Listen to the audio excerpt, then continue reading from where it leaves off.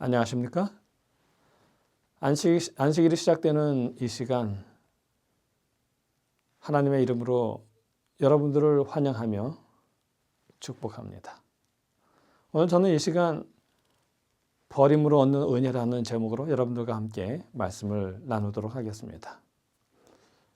먼저 본문의 말씀 창세기 43장 14절입니다. 창세기 43장 14절입니다. 전능하신 하나님께서 그 사람 앞에서 너희에게 은혜를 베푸사 그 사람으로 너희 다른 형제와 베냐민을 돌려보내게 하시기를 원하노라. 내가 자식을 잃게 되면 이르리로다. 여러분, 인생에서 가장 어려운 일 가운데 하나가 있다면 그건 뭘까요? 그것은 내려놓는 일입니다. 우리는 본능적으로 더 가지려고 하고 더 붙들려고 합니다. 그러나 하나님께서는 오히려 내려놓을 때에 더 풍성한 은혜를 주십니다. 오늘 본문 창세기 43장은 기근의 위기 속에서 야곱과 그의 아들이 어떻게 변화되는지를 보여줍니다. 야곱은 버림을 통해 믿음을 회복하고 유다는 책임지는 사람으로 변모하며 요셉은 계시적 사랑을 통해 형제들에게 다가옵니다. 오늘은 그 중에서도 야곱의 변화, 버릴 데 없는 은혜를 함께 묵상하려고 합니다. 야곱의 첫 번째 변화를 우리가 볼 수 있는 것은 창세기 43장 2절입니다. 그들이 애굽에서 가져온 곡식을 다 먹음에 그 아비가 그들에게 이르되 다시 가서 우리를 위하여 양식을 조금 사라. 이게 바로 야곱의 첫 번째 변화를 볼 수 있는 부분입니다. 특별히 어디냐면 조금입니다.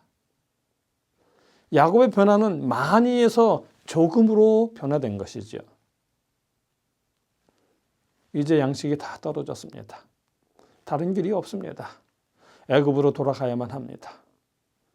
그런데 야곱의 말이 눈에 띕니다. 다시 가서 우리를 위하여 양식을 조금 사라 하는 것입니다. 여러분, 야곱은 평생 많이 가지려는 사람이었습니다. 장자의 축복을 빼앗았고요. 재산을 불리기 위해 수단과 방법을 가리지 않는 사람이었습니다. 그런데 이제 그의 입에서 조금이라는 말이 나옵니다. 조금 사라는 말이 나옵니다. 이 말은 단순한 표현이 아닙니다. 이제 그에게서 욕심이 물러나고 있다고 하는 신호인 것입니다. 많이 가지려는 사람에서 버릴 줄 아는 사람으로 바뀌고 있다는 증거인 것이죠. 하나님은 이렇게 야곱을 가지려는 사람에서 버리는 사람으로, 포기하는 사람으로 변화시키셨습니다.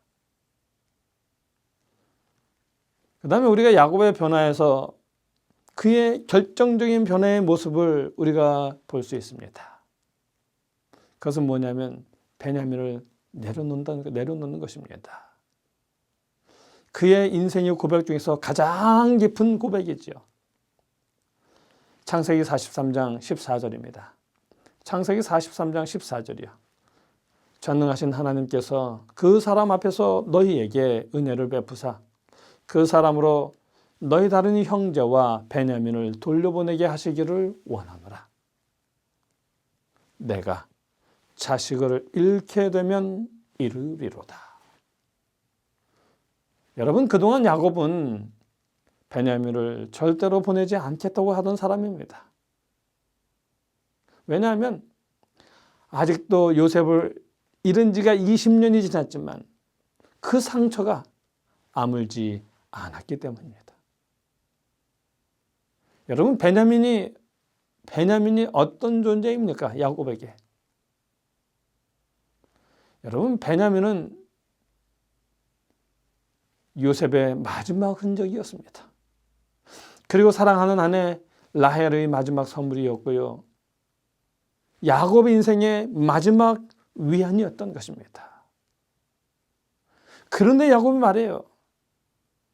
내가 그 자식을 잃게 되면 잃으리로다고요. 그 베냐민을 잃게 되면 잃겠다라고 말하는 것입니다. 여러분, 이 말은 기근에 몰린 자포자기가 아닙니다. 상황에 밀린 체념도 아닙니다. 전능하신 하나님을 신뢰하는 의식적인 믿음의 결단입니다. 정말 그럴까요? 우리는 그 야곱의 한 말들을 통하여 그의 믿음의 고백을 확인할 수 있습니다. 자, 우리 야곱의 말의 순서를 한번 보도록 하겠습니다. 첫 번째 야곱의 한 말이 뭐냐 하면 기근이 아니라 하나님입니다. 자, 창세기 43장 14절을 보시겠습니다. 전능하신 하나님께서 그 사람 앞에서 너희에게 은혜를 베푸사. 여기 뭐라고 말합니까? 전능하신 하나님께서라고 말합니다. 여러분, 야곱은 어쩔 수 없으니 가봐라 라고 말하지 않습니다. 기근이 심하니 선택지가 없다라고도 말하지 않습니다. 야곱은 상황보다 먼저 하나님의 이름을 부릅니다. 그것도 그냥 하나님이 아니라 전능하신 하나님, 엘샤다이입니다. 여러분, 엘샤다이, 전능하신 하나님, 이 하나님은 어떨 때 우리에게 드러나는 하나님이십니까? 엘샤다이라는 그 하나님, 엘샤다이는 인간의 가능성이 끝났을 때에 나타나시는 하나님입니다. 우리는 그것을 창세기 17장 1절에서 확인할 수 있습니다. 아브라함이 99세가 되었을 때에 하나님이 이렇게 말씀하십니다. 아브라함에게 이렇게 말씀하셔요. 나는 전능한 하나님이라. 나는 전능한 하나님이라. 여러분, 99세가 되었을 때에 나타나신 그 하나님, 그 상황은 무엇을 설명하는 것일까요?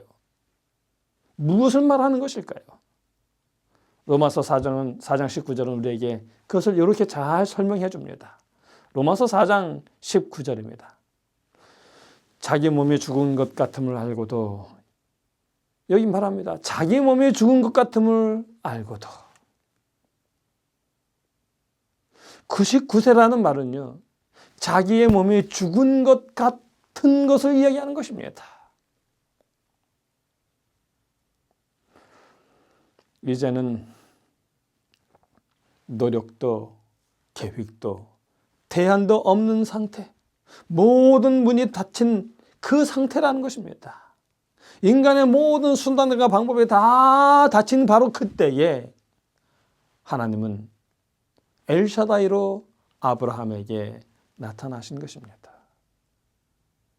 그것은 어떤 의미일까요? 인간의 모든 가능성, 모든 것이 닫혔을 때에 나타나신 하나님, 나는 엘샤다이라고 말씀하신 그 의미는 어떤 의미일까요? 그 의미는 바로 이런 거겠죠. 내 가능성 말고 내 전능함을 믿어라. 내가 책임지겠다. 그래서 엘샤다이는 인간의 한계가 끝났을 때에 일하시는 하나님, 생명도 보호도 결과도 주관하시는 하나님이심을 우리에게 보여주고 있습니다. 그러므로 야곱의 결단은, 나의 전능하신 하나님이라고 고백한 그 야곱의 결단은 상황의 압박이 아니라 하나님의 전능하심을 근거로 한 결단이었다는 것입니다. 그랬기에 전능하신 하나님이라는 말을 기근이라는 말보다 먼저 했다는 것은 그가 전능하신 하나님을 전적으로 신뢰한 그의 믿음의 결단이었음을 우리는 확인할 수 있는 것입니다. 그 다음에 두 번째로 우리가 그 야곱의 믿음의 결단을 보는 그의 말은 어떤 말이냐면 은혜를 베푸사입니다. 창세기 43장 14절에 보면 말합니다.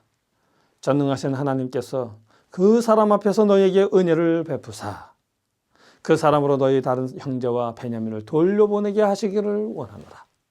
내가 자식을 잃게 되면 이르리로다. 여러분, 여기서 핵심 단어는 뭡니까? 은혜입니다.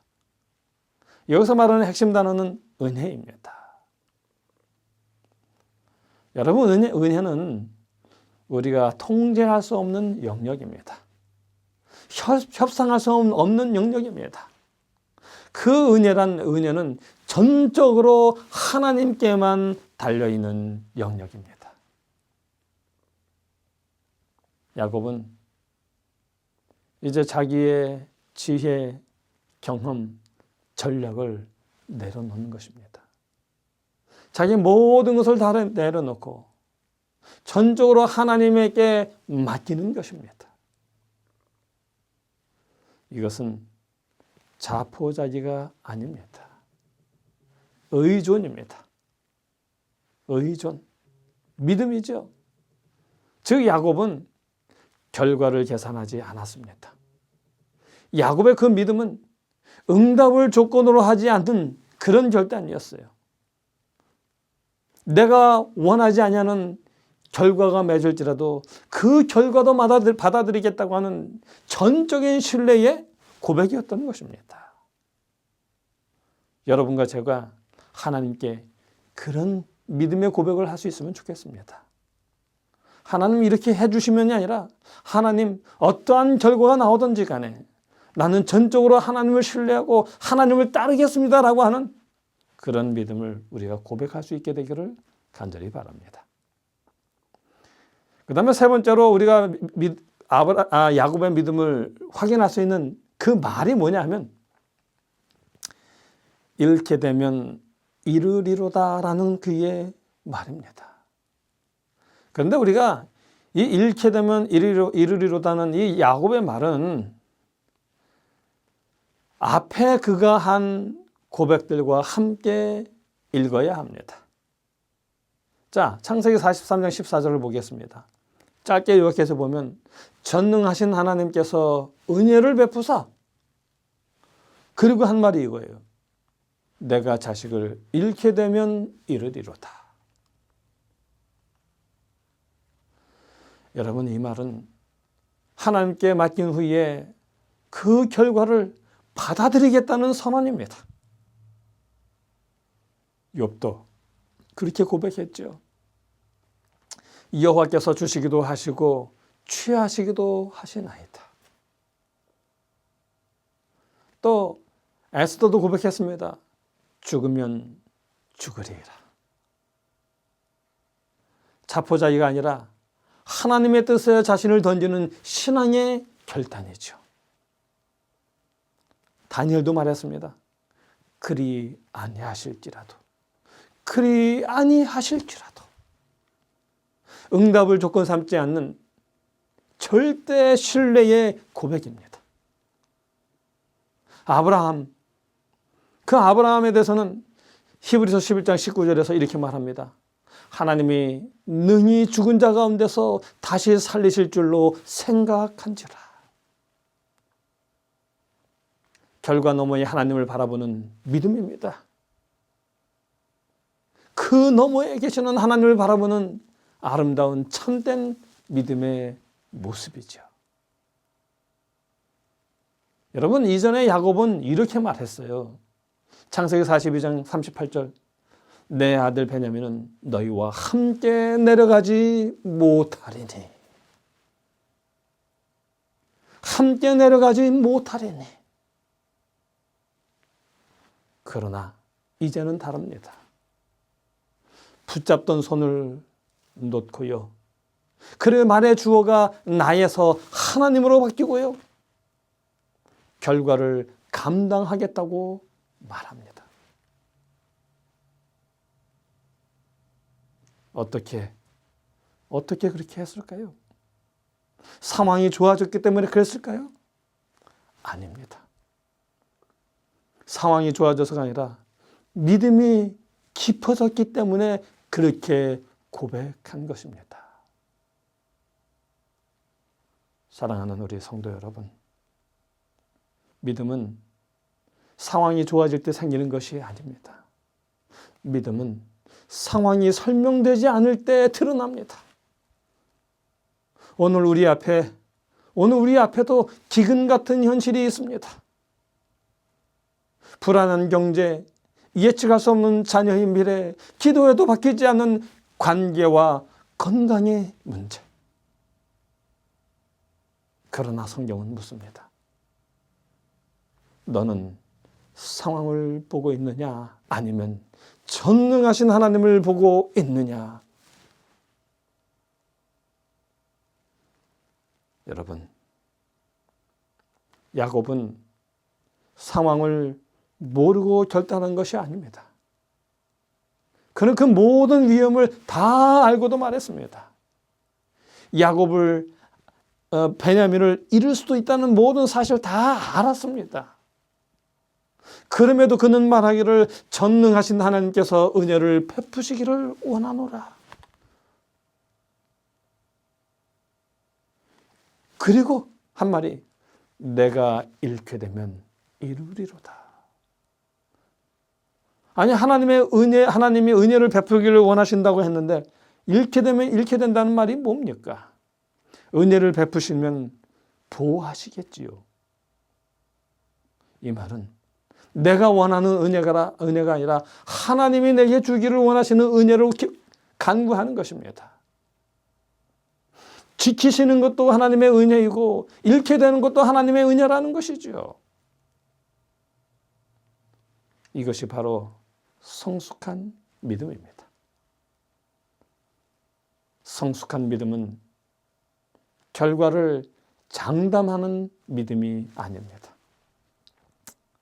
성숙한 믿음이란 결과를 맡기는 믿음입니다. 이렇게 해 주시면 믿겠습니다가 아니라 어떻게 되든지 주님을 신뢰하겠습니다 라고 말하는 믿음입니다. 오늘 하나님께서 우리에게 요구하시는 것은 더 강한 의지가 아닙니다. 더 큰 결단도 아닙니다. 붙잡고 있는 손을 내려놓으라는 것입니다. 오늘 이 시간 우리 모두 각자의 마음속에 있는 베냐민을 하나님 앞에 내려놓게 되기를 간절히 바랍니다. 그리고 그 하나님께 이렇게 고백하면 좋겠습니다. 하나님, 결과는 주님께 맡깁니다. 잃게 되면 잃겠습니다. 그러나 주님은 전능하신 하나님입니다. 이 고백 위에 하나님은 반드시 여러분들에게 은혜로 응답하실 것입니다. 아무쪼록 우리 모두가 이런 야곱의 고백을 우리도 하게 되고, 그리고 하나님의 놀라우신 하나님이 주시고자 하시는 그 은혜를 우리가 받게 되는 놀라운 일들이 우리에게 일어나게 되기를 간절히 소원하면서 오늘의 말씀을 줄이겠습니다. 하늘에 계신 저희들의 아버지 하나님, 참으로 감사합니다. 오늘 아름다운 믿음이 무엇인지를 배웠습니다. 하나님, 응답을 조건으로, 결과를 조건으로 주님께 고백하지 말게 하시고, 하나님 어떠한 결과이든 어떤 응답이든 우리가 순수히 겸손히 받아들일 수 있는 아름다운 믿음의 고백을 할 수 있도록 도와주시옵소서. 그래서 하나님, 우리를 변화시키기를 원하시는 하나님의 섭리를 따라 그렇게 겸손한, 내려놓은 하나님의 아름다운 백성으로 살아갈 수 있도록 도와주시옵소서. 하나님, 감사합니다. 이제부터 살아가는 우리의 모든 삶 속에 주님이 역사하셔서 그런 아름다운 생애를 살아가게 하시고, 그 아름다운 생애를 통하여 우리 하나님의 놀라우신 사랑을, 하나님의 놀라우신 은혜를 우리가 이 세상에 증거하고 보여주는 아름다운 삶을 살아갈 수 있도록 도와주시옵소서.